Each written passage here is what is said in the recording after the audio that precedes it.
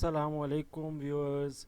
अच्छा, बाज़-औक़ात ऐसे क्वेश्चंस आते हैं जिसके अंदर आपको परसेंटेज दी होती है और कहा जाता है कि इतने बायोलॉजी में फ़ेल हैं, इतने फ़लाँ के सब्जेक्ट में फ़ेल हैं और इतने परसेंट दोनों में फ़ेल हैं। तो बताएं पास कितने बच्चे हुए हैं, फ़ेल कितने बच्चे हुए हैं, इस तरह का क्वेश्चन जो आता है। तो इस तरह का जो क्वेश्चन आए तो इसमें एक अपना रफली आपने माइंड में स्केच बनाना है। सो फर्स्ट हमारे पास ये है कि 65 बच्चे जो हैं वो कह रहा है कि बायोलॉजी में फ़ेल हुए हैं। तो मैं यहाँ पे एक हल्का सा अपने ज़हन में स्केच बना दूंगा कि बायोलॉजी, और मैं कह दूंगा कि बायोलॉजी के अंदर 65% जो स्टूडेंट है वो पास हुए हैं, सॉरी। ठीक है, तो ये हमारे पास पास आ गया। तो अगर 65 पास हुए हैं तो फेल कितने हुए होंगे? लाजमी बात है 35%। ठीक है, क्योंकि माइनस करना है उसको आपने। दूसरा हमारे पास है मैथमेटिक्स। ठीक है, क्या है? मैथमेटिक्स। तो मैथमेटिक्स में क्या है? मैथमेटिक्स में कुछ ऐसे है कि 70% बच्चे पास हुए हैं, तो फेल कितने हुए होंगे? 30%। तो ये हो गया पास, ये हो गया फेल, ये हो गया पास और ये हो गया फेल। ठीक है, उसके बाद वो क्या कहता है? कहता है कि while 20% failed in both biology and math. तो फेल्ड वाला ये और फेल्ड वाला ये जो फेल्ड वाले हैं ना, अगर इसको दोनों कलेक्टिवली देखा जाए तो 20% वो हैं जो बायोलॉजी में भी फेल हुए हैं और मैथ में भी फेल हुए हैं, यानी इकट्ठा ही निकम्मे हुए हैं। सही है।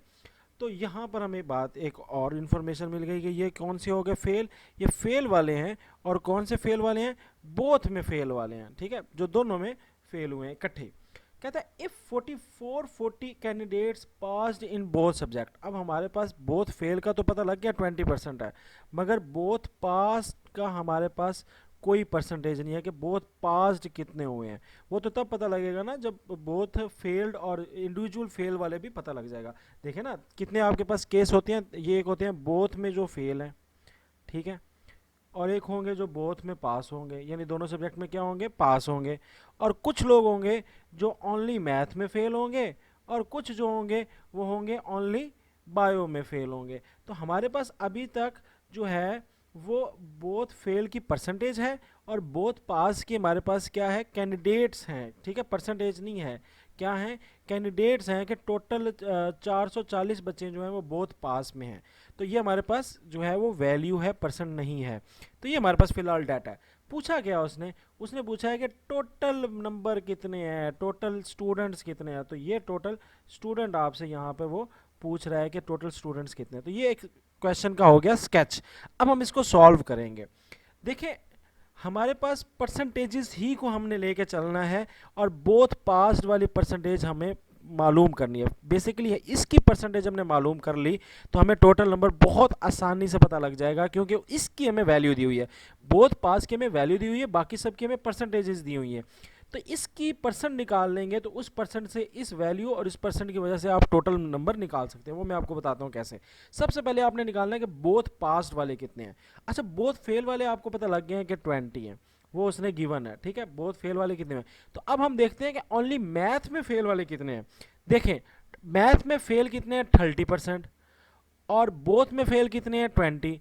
तो 30 और 20 में कितना डिफरेंस बन रहा है? 30 और 20 में कितना डिफरेंस बन रहा है? 10 का। तो आप कहोगे कि इस 30% में, मैथ के 30% में 20 तो हो गए बोथ वाले, और 10 जो हैं वो परसेंट वाले हैं जो सिर्फ किस में फेल हैं? ओनली मैथ में फेल है। अब ये स्केच आपको समझ आ रहा है कि मैथ में टोटल फेल कितने हैं? 30%। 20 तो हो गए बायोलॉजी के साथ जो रले मिले हैं, मगर जो मैथमेटिक्स में जो ओनली फेल है वो 10% है। इसी तरह बायोलॉजी के अंदर भी हम देखेंगे कि वैसे बोथ फेल जो हैं वो 20 हैं, तो इंडिविजुअल सिर्फ ओनली बायोलॉजी वाले कितने हैं? तो ओनली बायोलॉजी वाले पता लगेगा कितने हैं? 35 में से 20 गए तो मीन्स 15%।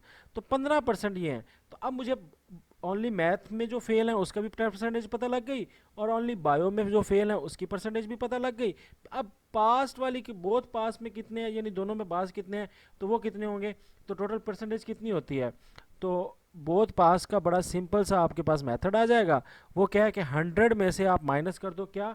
इसको, यानी बोथ फेल वालों को भी, ओनली मैथ फेल वालों को भी, ओनली बायो वालों को भी। तो ये आ जाएगा 20 प्लस 10 प्लस 15, और इसको आपने माइनस कर देना 100 के साथ।